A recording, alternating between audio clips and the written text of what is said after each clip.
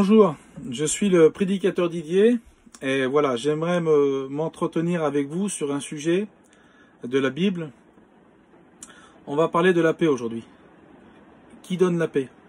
Qui procure la paix? Qu'est-ce que la paix? Qu'est-ce que la joie? La joie qui est un attribut aussi de la paix. Qu'est-ce qu'est la sécurité qui est aussi un attribut de la paix? Qu'est-ce qu'est la félicité qui est aussi un attribut de la paix? Toutes ces choses nous sont données par Jésus-Christ. Vous savez, dans le monde auquel que nous vivons, comme on regarde tout ce que le monde peut donner, vous savez, j'en ai fait vite fait le tour, j'en ai fait vite fait les frais, moi qui n'étais pas chrétien. Je croyais avoir la paix, je croyais avoir satisfaction dans des choses du monde, dans des biens matériels, et je croyais avoir la paix. Laissez-moi vous dire que la paix, je l'ai réellement trouvée quand Jésus-Christ est venu combler mon cœur. Quand Jésus-Christ est venu combler ma vie. C'est là que j'ai pu réaliser et puis puisse mettre en pratique le psaume 4.8 où il est dit « Je me couche et je m'endors en paix car toi seul, ô Éternel. » Il dit « Tu mets sécurité dans ma demeure. » Oui, c'est lui qui met la sécurité dans notre demeure. Pourquoi? Parce qu'il est dit à la fin du verset, il dit « Tu mets plus de joie dans mon cœur qu'ils en ont. » Oui, laissez-moi vous dire que quand Jésus-Christ vient dans un cœur, il met la joie, il met le bonheur, il met la sécurité, il met un apaisement au sein du foyer, il met une douceur, il met une sérénité que les gens du monde n'ont pas. Moi avant, j'étais un garçon, je bougeais beaucoup, j'étais un garçon qui sortait beaucoup. J'étais jeune, j'étais un garçon qui voulait vivre une brillante vie. Je me privais de rien, si vous voulez. Mais je croyais avoir la paix. Et il a fallu un jour que je sois en contact avec la parole de Dieu. On savait ce que c'était, si vous voulez, les missions, les chapiteaux, les églises, parce qu'on avait quand même une appréhension de ces choses. On croyait connaître, mais on connaissait que de loin. Et il y a un jour, quand je me suis approché par rapport à la parole de Dieu, que je me suis rapproché un peu des réunions, que je me suis rapproché de la parole de Dieu, j'ai vu que je n'avais pas la paix. J'ai vu qu'à ce moment-là, les chrétiens avaient quelque chose que moi, je n'avais pas dans mon cœur. Que eux, ils possédaient quelque chose. Parce que c'est pas quelque chose qu'on achète. La Bible dit, c'est l'apôtre Pierre qui dira ces mots. Il dit, c'est ni par de l'or, ni par de l'argent qu'on peut obtenir notre salut. Non. Non, non, c'est un don gratuit de Dieu, ça. C'est par la foi qu'on l'obtient, car la paix est pas liée aussi à la foi. La paix, elle, c'est tranquillité, c'est sécurité, c'est apaisement, c'est douceur, c'est sérénité. Pourquoi? Parce qu'il avait été prophétisé, bien sûr, sur la venue de Jésus en Isaïe au chapitre 9 et au verset 5, que lui, il sera appelé admirable, conseiller, Père éternel et prince de la paix. Pourquoi prince de la paix? Parce qu'il est le fils du Dieu vivant. Il est le fils du roi des rois. Et laissez-moi vous dire qu'un prince, il a des sujets. Et seul un prince peut donner quelque chose à quelqu'un. Le monde ne peut rien nous donner. Le monde ne possède rien. Le monde, c'est que chaos. Le monde, c'est que défaite. Car la paix, elle se traduit à l'envers, si vous voulez. La paix est synonyme de tranquillité, sécurité, apaisement, calme, douceur, sérénité. Mais prenez les synonymes, les expressions de la paix. Elles sont ceux qu'on a évoqués. Mais le contraire, c'est quoi? C'est violence, c'est conflit, c'est guerre, c'est querelle, c'est rivalité. Prenez nos ancêtres, les premiers, Caïn et Abel. Rivalité, ils n'avaient pas la paix. Abel avait la paix, Caïn ne l'avait pas. Et nous avons vu où c'est que ça l'a mené, il a tué son frère. Et j'aimerais m'entretenir avec vous par rapport à la parole de Dieu. Les disciples, comme on regarde dans l'évangile de Jean, chapitre 20 et verset 19. Pourtant, eux, ils avaient vécu avec Jésus pendant 3 ans et demi. À la fin de l'évangile de Jean, au chapitre 20 et au verset 19, c'est là où Jésus est mort, et c'est là où il est ressuscité.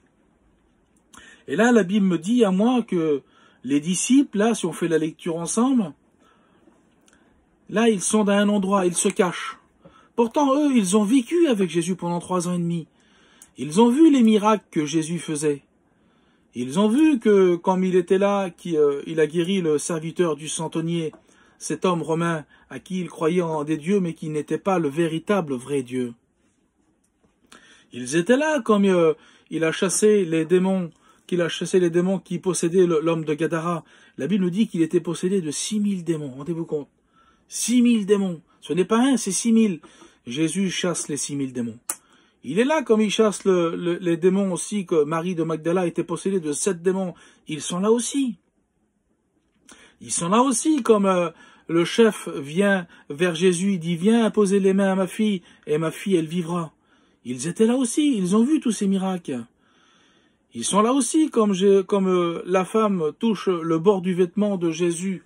Elle dit, elle s'avait dit dans son cœur et résolu, si seulement je pourrais toucher le bord de son vêtement, je serais guéri. Cette femme avait dépensé tous ses biens, sans pouvoir être guérie de sa pathologie, de sa maladie.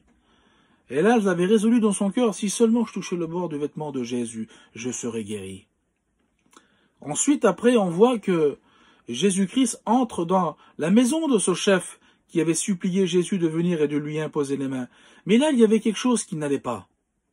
Il y avait quelque chose, et vous pourrez le lire. Ça se trouve dans l'évangile de Jean, chapitre 9 et au verset 17. Les gens faisaient du bruit. Il y avait des personnes qui étaient là et ils faisaient beaucoup de bruit. Et laissez-moi vous dire que comme il y a beaucoup de bruit dans un endroit, on est perturbé, on est déstabilisé, on n'a plus la paix. Les gens sont là, ça crie, ça faisait beaucoup de bruit. Jésus a chassé ces personnes-là.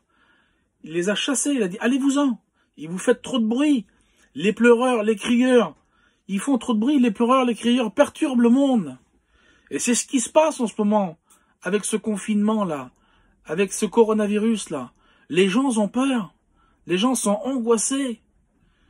Ils sont privés de leur famille, privés de leurs amis, privés de leurs bien-aimés. Vous comprenez? Les gens ont peur. Et c'est ce que Jésus a dit, il n'avait pas qu'à parler. Il dit, j'ai toujours parlé ouvertement envers vous. Il dit, dans les derniers temps, les gens seront saisis d'une grande angoisse. Et regardez les premières personnes qui ont été confinées.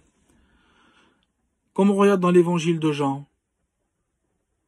Le soir du jour, qui était le premier jour de la semaine, les portes ou lieux où se trouvaient les disciples étaient fermées, à cause de la crainte qu'ils avaient des Juifs. Ça a été les premiers à avoir été confinés.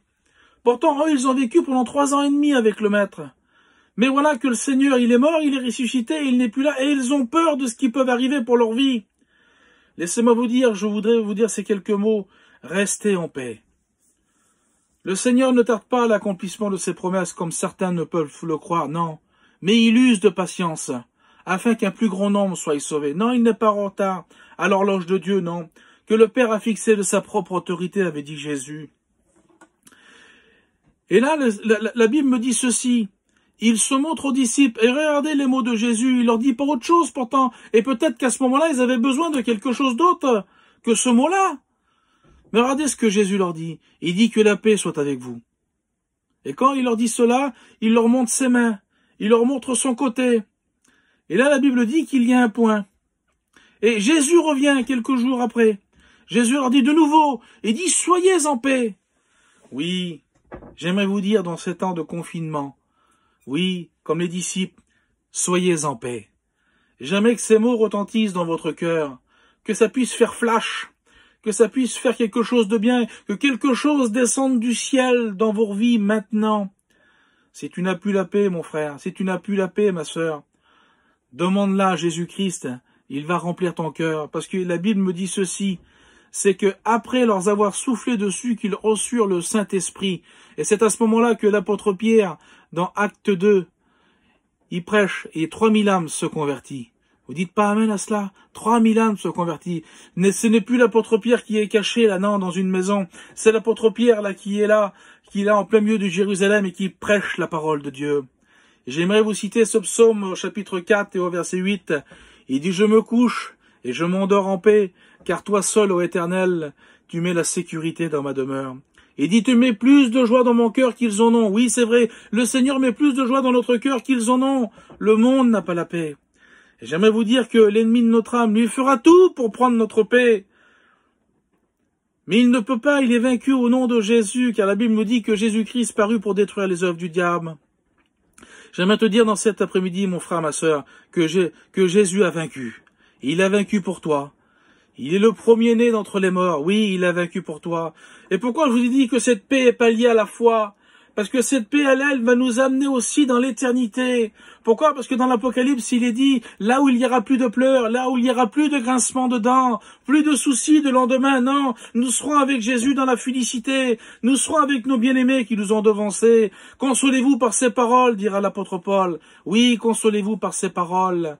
Il dira à un de ses étudiants qui s'appelle Timothée dans 2 Timothée chapitre 2 verset 11. Il dit, toi, pour toi, fuis ces choses, fuis le monde. Le monde veut nous faire du mal, le monde veut nous enlever notre paix. Mais il dit, toi, recherche la paix avec tous. Sur ces quelques mots, j'aimais prier le Seigneur. Mon frère, ma sœur, ne laisse pas prendre ta paix par la peur du lendemain. Quoi qu'il arrive, le Seigneur est avec nous. Le Seigneur est à la porte. La Bible dit dans Apocalypse 3,14, il dit, je me tiens à la porte et je frappe. Oui, il se tient à la porte de ton cœur et il frappe. Laisse-moi te dire que le Seigneur, il est là, et il veut te faire du bien, il veut bénir ton cœur, bénir ta famille. Oui, je me couche et je m'endors en paix, car tu mets plus de joie dans mon cœur qu'ils en ont. Pourquoi? Parce qu'il apporte sécurité dans notre demeure. J'aimerais, mon frère, ma sœur, dans ces quelques mots que j'ai pu te procurer par rapport à la parole de Dieu, te dire, comme il a dit aux disciples, soyez en paix, et Dieu vous bénisse.